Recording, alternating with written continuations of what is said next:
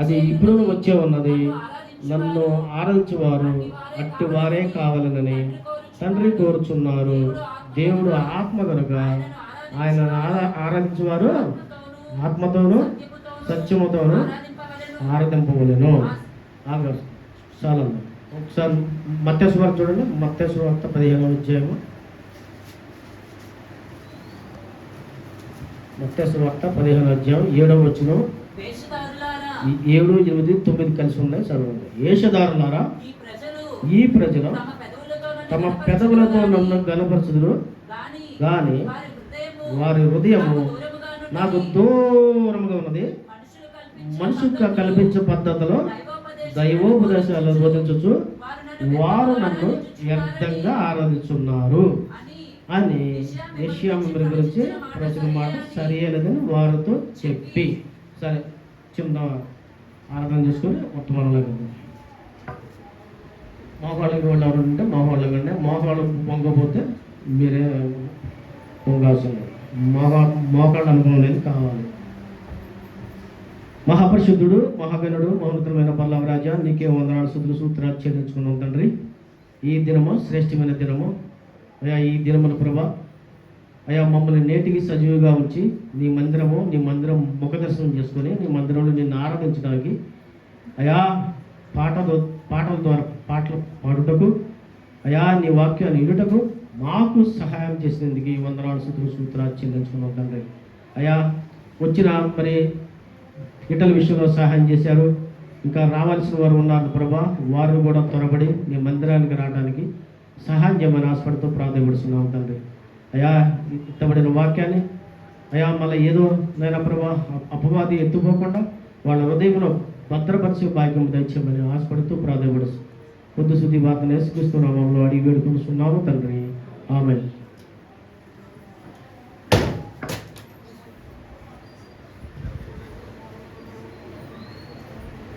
ఇందా మనం చదువుకున్నది యోహాను సువార్త 4వ అధ్యాయం ఏముంది? మనం ఆరాధించేది ఎవరంట? ఎవరు? ఆత్మదేవుడు. మనం యోహాను సువార్త 4వ అధ్యాయం మనం చదువుకున్నదంటే ఆత్మదేవుడు. ఆత్మ ఎక్కడ ఉంది? ఏమ్మా ఆత్మ ఎక్కడ ఉంది? మన దగ్గర ఉంది. మన దగ్గర మనం ఆరాధించే దేవుడు ఆత్మదేవుడు కనుక మనం ఆత్మదేవుడిని ఆరాధిస్తున్నాము. మా వాక్యాన్ని మనస్ఫూర్తిగా మీరు అంగీకరించాలి. ఎందుకంటే ఆత్మదేవుడు మన మధ్యలోనే ఉన్నాడు. ఆయన ఎక్కడో లేడు. ఎక్కడైతే ఇద్దరు కూడి ఉందా చెప్పండి. ఎక్కడైతే ఇద్దరు కూడి నా నామాన్ని స్మరిస్తారో అక్కడే నేను ఉంటాను. కనుక మనం ఆరాధించే దేవుడు ఆత్మదేవుడు. అలాంటి దేవుడు మనం ఆరాధిస్తున్నాము. కనుక అలాంటి దేవుడు మనం ఆరాధించోడు ఎంతమంది ఆరాధిస్తున్నారు? ఎంతమంది అవనమ్మకంతో ఆరాధిస్తున్నారంటే ఇక్కడ స్వయంగా మత్తయి సువార్త 15వ అధ్యాయం 7, 8, 9 వచనాల్లో స్వయంగా యేసుప్రభు వారే అంటున్నారు ఈ మాట. ముందు 7 చదవాలి. వేషధారులారా అంటే అసలు చూడండి ఈ మాట ఎంత భయంకరమైన మాట చూడండి. వేషధారులారా, వేషం వేసుకొని వచ్చి ఆరాధన చేయకూడదని ఇక్కడ చెప్తున్నాను. మీరు ఎలా రావాలి? మనసు పూర్తిగా రావాలి, పూర్ణ హృదయంతో రావాలి, పూర్ణ మనసుతో రావాలి, వచ్చి దేవుడిని ఆరాధించాలి. చాలామంది కూడా మరి ఇలా సేవ భయంకరంగా అయిపోయింది. చాలా వేషాలు వేసుకొని దేవుడిని ఆరాధిస్తున్నారు. అది చాలా వరకు మంచి పద్ధతి కాదు. మనకు కావాల్సింది శరీరమైన వేషం కాదు. మనకు కావాల్సింది ఆత్మ శుద్ధీకరణమైన వేషం కావాలి మనకి. మన దేవుడు ఆత్మతో ఉండే దేవుడు, శరీరంతో ఉండే దేవుడు కాదు. మనం ఎటువరే ఉండాలి? ఆత్మ దేవుణ్ణి ఆత్మ సత్యంతో మనం ఆరాధించే వాళ్ళుగా ఉండాలి. అంతేగాని శరీరానుసారంగా దేవుణ్ణి ఆరాధించడానికి మనం పనికిరాము. అందులో మనం ఉండకూడదు. ఆ లెక్కలో మనం ఉండకూడదు. శరీరానుసారంగా ఆరాధించేవాళ్ళు చాలా లోకంలో చాలా ఉన్నాయి. ఒకటి కాదు. ఎక్కడ దారి తప్పిందండి ఇది? ఆనాడు ఎవరు?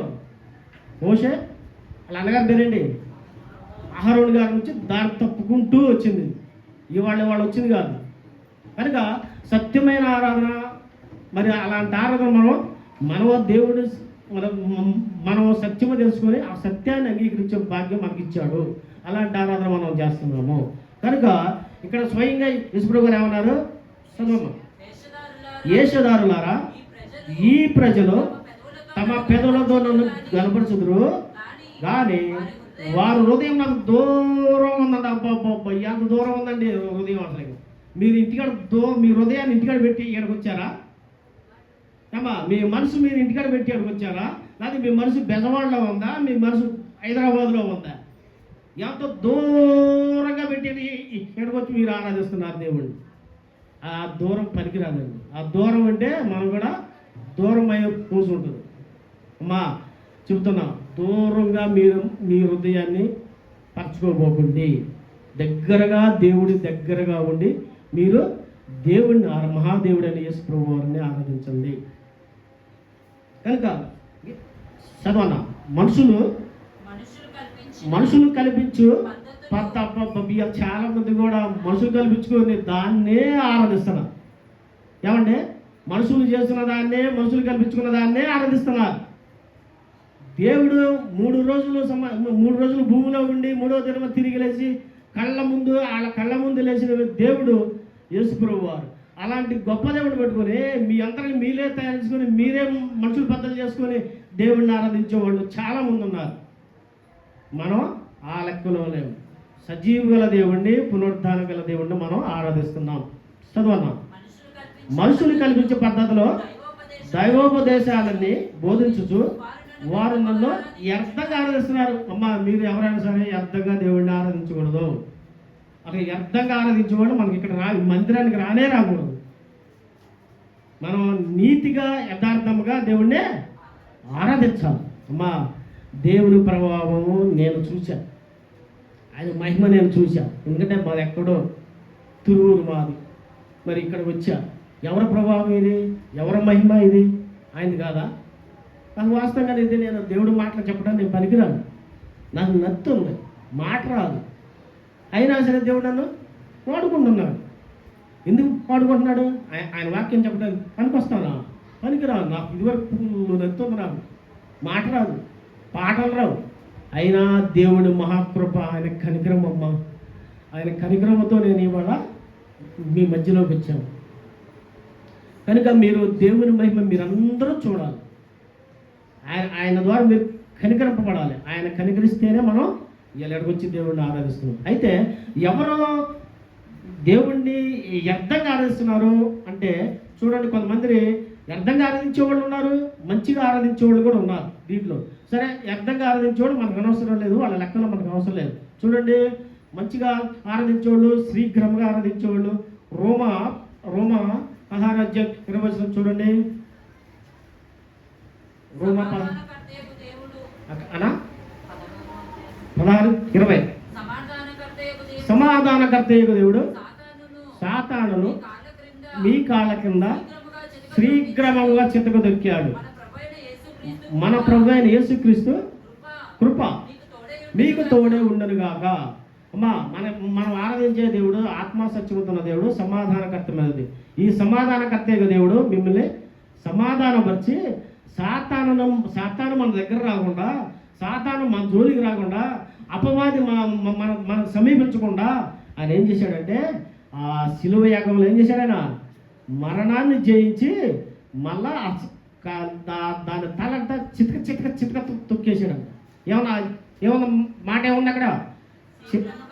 శీఘ్రముగా చితక దొక్కాడు అంటే తాత్కాలికంగా చితక దొక్కలే ఆయన. శీఘ్రముగా అంటే ఒకే మాట, ఒకే పని, ఒకే దేవుడు, అది శీఘ్రమము. మనం శీఘ్రమంగా దేవుణ్ణి మనం ఆరాధించాలి. అంటే అపవాది మన దగ్గర రాకుండా, మనల్ని బలహీనపరచకుండా, మనల్ని వెంబడించకుండా, ఆయన మనకి ఎట్టి పరిస్థితుల్లో కూడా ఆయన మనకి ఏ పని కూడా ఆటంకం లేకుండా దేవుడు మహాదేవుడు యేసుప్రభువారు శీఘ్రముగా ఆయన అపవాది తలను చితక దొక్కేశాడు. ఇంకా మీకు ఏంటమ్మా దేవుడి మందిరానికి వచ్చి ఆరాధించమంటే ఆరాధించబోతున్నాడు. మీరు సాతాను చూసి, ఆడు చూసి, ఈడు చూసి భయపడి ఎక్కడ ఉన్నాయి అసలుకి? ఆయనకి మనం భయపడే అవసరం లేదుగా. శీఘ్రమంగా యేసుప్రభు వారు సాతాను తలని చితక తొక్కేశాడు, అపవాది తల చితక తొక్కేశాడు. చితక తొక్కడమే కాదు అన్నా అంటాడు యేసుప్రభు గారు, దాని తలంట తీసుకొచ్చి దాన్ని ఇసిరొచ్చి ఆ కాళ్ళ మీద వేశాడు. అన్న తొక్కమంటే తొక్కలేకపోతున్నాడు, ఆ అక్క తొక్కమంటే తొక్కలేకపోతుంది. సాతాను తీసుకొచ్చి అపవాదిని తీసుకొచ్చి మీ కాళ్ళ దగ్గర పడేశాడు. ఆయన తొక్కిన తర్వాత ఆయన పడేశాడు మన దగ్గర. ఆయన తొక్కగా నేను పడేలా, ఇంకా తొక్కకపోవాలి మనం తొక్కలేకపోతున్నాం. ఆయన బిడ్డ నేనున్నా బిడ్డ, నువ్వు తొక్కు బిడ్డ అంటే యేసుప్రభు వారు స్వయంగా అన్నాడు ఈ మాట, బిడ్డ నేనున్నాను తొక్కు అంటే ఆయన తొక్కిన తర్వాత కూడా మనం తొక్కలేకపోతున్నాం. ఆయన ఎవరితో శీఘ్రంగా మనం తొక్కలేకపోతున్నాం. కనుక మనం శీఘ్రంగా దేవుడిని అపవాది తలన తొక్కి శీఘ్రంగా మనం ఇక్కడ ఆరాధించడానికి వచ్చాం. ఇందా మీరు అన్నగారు వాక్యం చదివారు, ఎంత మంచి వాక్యం అది. 84 కీర్తన చదివారు, ఏమర్థమైంది మీకు? అందులో 84 కీర్తన మీకు ఏమర్థమైంది? ఒక దినమో గడుపుట 1000 దినమాలతో సమానమ్మా. ఇవాళ మీరు ఇక్కడికి వచ్చారంటే 1000 దినాల ఆయుష్ మీరు పొందుకున్నట్టే. ఎవరన్నారు ఈ మాట అమ్మా? ఎవరన్నారు ఈ మాట? ఎవరన్నారు ఈ మాట? ఒక దినము గడుపుటే 1000 దినముతో సమానం అన్న మాట ఎవరన్నారు? చూడండి, అక్కడ ఉంది చూడండి, ముందు స్టార్టింగ్లో ఉంటుంది, హెడ్డింగ్లో ఉంటుంది. కోరహు కుమారులు అన్నారు. కోరహు ఎవరు? ఎవరండి చెప్పండి? మోషే గారు చుట్టమే, ఎవరో కాదు, ఆయన వ్యతిరేకించింది. మోషే గారు బాబాయ్ కోరహు గారు మోషే గారు ఒక్క అద్భుత ఆశ్చర్యగారు దేవుడు సహాయం చేస్తూ పనిచేస్తుంటే, నీతో మా పని లేదు, మేము కూడా దేవుని సన్నిధిలో ఉన్నాం, దేవుడిని మేము కూడా ఆరాధిస్తున్నాం, దేవుడిని మేము కూడా సేవిస్తున్నాం, నువ్వు సేవించే దేవుడు మేము సేవిస్తున్నాం, కనుక నీతో మా పని లేదు, మేము సపరేట్గా చెప్పేసి వెళ్ళిపోయాడు. దేవుడు అవమానపరిచాడు, మోషేని కూడా బాధించాడు. దేవుడు కన్ను ఎర్ర చేసింది తెలుసా? కోరహు దేవుడి కన్ను ఎర్ర చేస్తే దేవుడు అంట స్వయంగా భూమిలోకి తీసుకెళ్ళిపోయాడంట కోరహు. ఏమంటే భూమిలోకి తీసుకెళ్ళిపోయాడు కోరహు. తండ్రి భూమిలోకి వెళ్తుంటే కొడుకులు చూశారు. ఏమంటే తండ్రి భూములు దేవుడు శిక్ష చూడండి, భూమిలోకి వెళ్తుంటే కుమారులు చూశారు. అదే కోరహు కుమారులు అంటున్నారు. చూడండి అక్కడ చదవండి ఒకసారి. కోరహు 24 కీర్తన చూడండి, ఎంత శీఘ్రంగా ఉన్నారని చూడండి. అసలుకి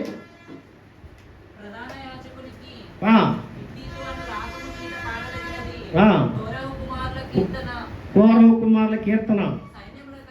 సైన్యములకు అధిపతి యెహోవా నీ నివాసములో. అబ్బా ఏమంటే తండ్రి కళ్ళ ముందు చచ్చిపోతే ఆయన చూడి అన్నారు కుమారులు, అయ్యా యెహోవా సైన్యాధిపతి యెహోవా నీ నివాసం ఎంత రమ్యమని అయ్యా. అలాగా ఆయన మందిరం చూడండి, ఇంకో మాట ఉంటుంది చూడండి, నీ మందిరం ఆవరణ చూడవల్లనే నా ప్రాణం ఎంతో. అది మందిరం ఆవరణం చూడటానికి తగతగలాడారంట కోరహు కుమారులు. మరి మీరు అలా చూస్తున్నారా? మందిరంలో ఉన్న ఆవరణం. ఇంకో మాట చూడండి, అక్కడ దూరం దగ్గర ఉంటారు, నా ప్రాణం ఎంతో ఆశపడుతున్నది, సొమ్మచిల్లుచున్నది, జీవం గల దేవుని దర్శించుటకు నా హృదయము నా శరీరమును. అబ్బాబ్బా ఏమంటే మీ హృదయం మీ శరీరం ఆనందంతో వచ్చారు, అక్కడికి బాధతో వచ్చారా? ఏమంటే ఇంకో మాట చూడమ్మా, అక్కడ దూరం దగ్గర ఉంటామని నీ హృదయము మీ శరీరము కూడా సైన్యములకు అధిపతి యెహోవా నా రాజా నా దేవా బలిపీఠం వద్దనే పిచ్చుకలకు నివాసం ఉంటుంది. ఇంకా దూరం వద్దనే ఉంటుంది చూడండి అన్నమాట, దూరం వద్దనే ఉంటామని. నీ ఆవరణంలో ఒక దినము గడుపుట 1000 దినముల కంటే శ్రేష్టము. భక్తిహీనుల గుడారంలో నివసించుడి కంటే. ఆహాహా దేవుని ద్వారం మందిరం అమ్మా మందిరం మీరు లోపల రావాల్సల్లా ఆ మొత్తంలో ఉన్నా చాలమ్మా. అది ఎవరో కుర్రాకుమారులు అంటారు, నేనన్న మాట కాదు, ఇది ఆయన స్వయంగా చూసిన మాట. అది చూడండి, అంత శ్రీక్రమంగా కోరహు కుమారులు ఆరాధించారు. అలాంటి వాక్యం ఇది. అంటే మీరేదో తండ్రి నష్టపోయాడు, కొడుకు నష్టపోయాడు, తల్లి నష్టపోయాడు అనే సమస్య కాదు ఇది. మనము దేవుని సజీవంగా ఉంచాడు కాబట్టి నేటికి మనం సజీవంగా ఉన్నాము, పునరుద్ధానము అనగానే ఆ పునరుద్ధానం కలిగితే దేవుడిని మనం ఆరాధించాలి. ఎలా ఆరాధించాలంటే ఇంకోళ్ళు ఆరాధించిన వాళ్ళు ఉన్నారు. చూడండి, ఇంకో మాట చూడండి. అపొస్తలుల కార్యాలు 22:18 చూదమ్మా. అపొస్తలుల కార్యాలు 22వ అధ్యాయము. అప్పుడు ఆయన, నువ్వు త్వరపడి యెరూషలేమునకు విడిచి శీఘ్రముగా వెళ్ళుము. నన్ను గురించి చూడండి, అపొస్తలుడైన పౌలు గారు సత్యము గల వాక్యం చెబుతున్నాడు, సత్యముగా ఉంటున్నాడు. అలాంటి వ్యక్తిని యెరూషలేము వెళ్ళటానికి కూడా ఆయనకి అభ్యంతరం వచ్చింది. అసలు పౌలు గారు ఏంటంటే యెరూషలేముకి వెళ్తే అస్సలగే వాళ్ళు తప్పుదో పట్టించేశారు, వాక్యాన్ని భ్రష్టు పట్టించారు, రకరకాలు చేశారు వాక్యాన్ని. ఆయన శీఘ్రమంగా నీ దగ్గర నేను పంపుతున్నాను అని పౌలు గారు క్లీన్గా చెప్పారు. ఎవరు? యేసుప్రభు గారే. ఆయన యేసుప్రభు గారే డైరెక్ట్గా పౌలు గారిని వెళ్ళిపో, యెరూషలేములో వాక్యము సత్యం లేకుండా చెప్పేస్తున్నారు అని చెప్పి పౌలు గారిని ఎన్నుకున్నాడు. ఇంకో మాట చూడండి, అదే అపొస్తలుల కార్యాలు 17వ అధ్యాయం చూడమ్మా. 10 నుంచి ఉంటుంది చూడు. అపొస్తలుల గారు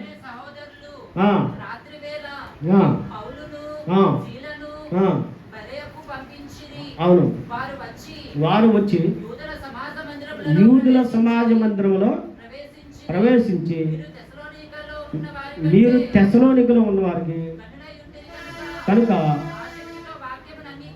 ఆసక్తి గల వాక్యమును అంగీకరించేవారు పౌలును శీలయు చెప్పిన సంగతులు అలాగున్నాయో లేవో అని ప్రతిదినము భయంకరంగా పరిశోధించు వచ్చిరి. శ్రీగ్రమం లేదు అక్కడ, శ్రీగ్రమం ఉంటుంది చూడమ్మా. చూడండి, ఇచ్చిన వాక్యానంట రోజు వాళ్ళు పరిశీలించారంట. అసలు ఇందులో పౌలు గారు శీల చెప్పిన వాక్యము ఆరాధన సరిగ్గా ఉందో లేదని చెప్పేసి వాళ్ళు పరీక్ష పెట్టుకున్నారు. వాళ్ళు అలాగనే ఉండిపోయింది. ఇంకో మాట చూడమ్మా.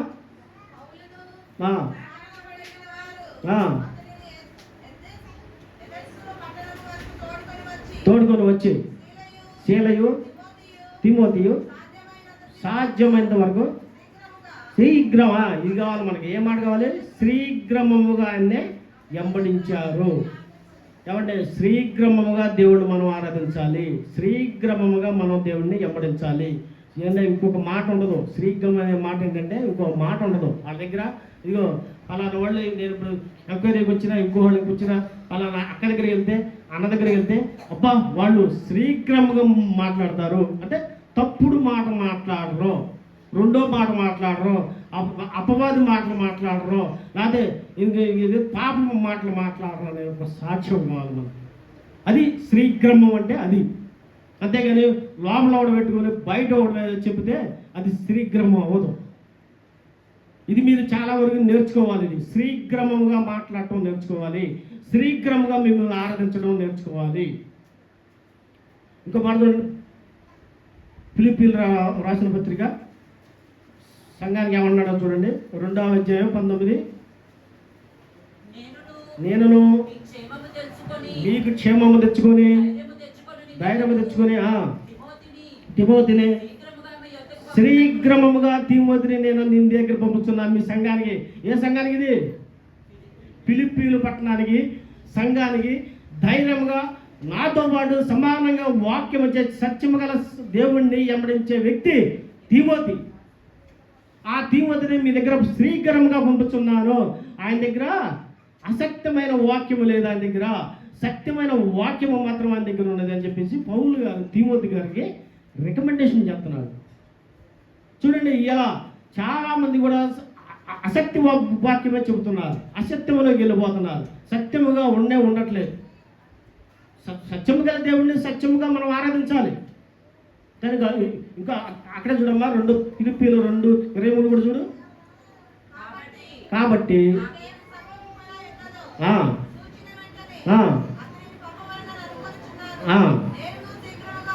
నేను కూడా పౌలు గారు అన్నారు, నేను కూడా శీఘ్రముగా వస్తా, ప్రభువుని బట్టి నమ్ముచున్నాను. అమ్మా, ప్రభు వారిని బట్టి మీరు శీఘ్రముగా దేవుణ్ణి ఆరాధించాలి, శీఘ్రముగా దేవుణ్ణి సేవించాలి, శీఘ్రముగా దేవుని కీర్తించాలి, శీఘ్రముగా మీరు ప్రభు వారిని వెంబడించాలి. ఇది శీఘ్రం అనే మాట చాలా ఇష్టమైన మాట ఇది, చాలా వరకు కూడా. ఇంకో మాట చూడండి, 1 తిమోతి 3:14 శీఘ్రముగా నీ వద్దకు వస్తున్నానే నిరీక్షించుచున్నాను. ఎవరో చదువు. అయినను నేను ఆలస్యం చేసిన వల్ల దేవుని మందిరములో అనగా జీవము గల దేవుని సంఘములో జనులు ఎలా ప్రవర్తిస్తున్నారు అది నీకు తెలియాలా? నేను ఈ సంగతులు నీకు రాచున్నాను. ఆ సంఘము ఏ సంఘం అండి ఇది? సత్యమునకు సంఘం అంట. ఏ సంఘం అంట? సత్యమునకు సంఘము ఆధారమే ఉన్నది. నిరాక్షేపముగా గొప్పదే ఉన్నది. ఆత్మ విషయమున నీతిపరుడను తీర్పు పొందును, దేవదూతలకు కనబడిను. ఏమంటే దేవుణ్ణి మనం ఆరాధన చేస్తే, శీఘ్రంగా దేవుణ్ణి ఆరాధిస్తే ఏమొస్తుందంటాడా? దేవుని మర్మం వస్తుంది. దేవుని మర్మం మనం తెలుసుకోవాలి. అంతేగాని వాళ్ళ మర్మము వీళ్ళ మర్మము తెలుసుకుంటే నువ్వు శీఘ్రంగా దేవుణ్ణి ఆరాధించలేవు. ఒకళ్ళ మర్మం చూడాలి. ఎందుకంటే మనకు కావాల్సింది దేవుని మర్మం కావాలి. చాలామంది ఇంటి పక్క వాళ్ళ మర్మం, ఆ పక్క వాళ్ళ మర్మం, ఇది చూసుకుంటారు. దేవుని మర్మము కావాలి. అయ్యా దేవా, నిన్ను ఆరాధించడం నన్ను నేటికి సజీవిగా ఉంచే కాబట్టి నీ మర్మంలో ఉన్న విషయాలు నాకు కావాలయా. లోకంలో లోకానుసారమైన మర్మములు నాకు అవసరం లేదని చెప్పి మీరు దేవుణ్ణి ఆరాధించాలి. ఇంకో మాట చూసుకుందాం. ఎవరో శీఘ్రంగా మాట్లాడే వ్యక్తి ఎవరు ఉన్నారంటే ఇంకోళ్ళు చూసుకుందాం. ఆదికాండం చూడండి, 41:32. ఆదికాండము 41:32. కాబట్టి ఫరో వివేక జ్ఞానము గల ఒక మనిషిని చూచితేనే అతని నియమింపవలెను. ఈ దేశం అన్నది ఆదికాండం 41:32. ఈ కార్యము దేవుని వలన నిర్ణయింపబడి ఉన్నది. ఇది దేవుని సింహముగా శీఘ్రముగా. ఎవరన్నారు ఈ మాట? యేసు ప్రభు గారు అన్నారా? ఫరోతో యేసు ప్రభు గారు మాట్లాడినప్పుడు ఫరో చూడండి, ఒక రాజు, మరి అప్పటికే మరి యేసు ప్రభు గారు కష్టాలు పడి 2 సంవత్సరాలు జైల్లో ఉండి యేసు ప్రభు గారు తల్ల కిందలై వచ్చి ఆ కళభావం చెప్పాడు. ఎలా చెప్పాడు? శీఘ్రమంగా చెప్పాడు. ఏదైనా సరే ఆయన దగ్గర, యేసు ప్రభు గారి దగ్గర శీఘ్రమం ఉన్నది. అంతకుముందు 2 సంవత్సరాలు ఆయన జైల్లో ఉండొచ్చాడు యేసు ప్రభు గారు. ఎంత కష్టపడి చెప్పండి. దేశం కాదు, వాళ్ళ ఊరు, వాళ్ళ దేశం కాదు, అయినా సరే జైల్లో కూడా దేవుణ్ణి ఆరాధించాడు యేసు ప్రభు గారు. అందుకే శీఘ్రమంగా బయటకు వచ్చాడు యేసు ప్రభు గారు.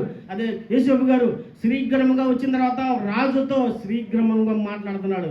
అయ్యా రాజా, కరువు 7 సంవత్సరాలు రాబోతుంది. శీఘ్రమంగా మీరు శీఘ్రమంగా ధాన్యం దాస్తే తప్ప మనం ఐగుప్తు అంటే మహాపట్నం అండి. అప్పుడులో ప్రపంచానికి హెడ్ అదే ఐగుప్తే. అక్కడ నుంచే ధాన్యం సరఫరా అంతా కూడా. అలాంటి దేశానికి కరువు వస్తే అయ్యా మిమ్మల్ని మీ రాజత్వాన్ని పట్టుకొని మిమ్మల్ని ఏం చేస్తారు? దేశానికి కరువు వస్తే రాజునే కనబరుస్తారా? అందరూ కూడా ఏమంటారు? అబ్బాయి ఇట్లా రాజు మనకు పాలించడం పరమ తప్పు అంటారు. కనుక ఆ అవమానం మీకు రాకూడదు. 7 సంవత్సరాలు కరువు వస్తుంది. శీఘ్రంగా మనం ధాన్యం దాచి శీఘ్రంగా జనాభా మనం అందరికి కూడా ప్రపంచ దేశానికి ఇవ్వాలి అని శీఘ్రంగా మాట్లాడుతున్నాడు యేసు గారు. ఇంకో మాట చూడండి, ద్వితీయోపదేశకాండం చూడండి, 11:17 మోషే గారు ఏమంటున్నారు? ద్వితీయోపదేశకాండము 11 లేని ఎడల యెహోవా మీ మీద కోపపడి ఆకాశమును మూసివేయను, అప్పుడు వాన కురియదు, భూమి పండదు.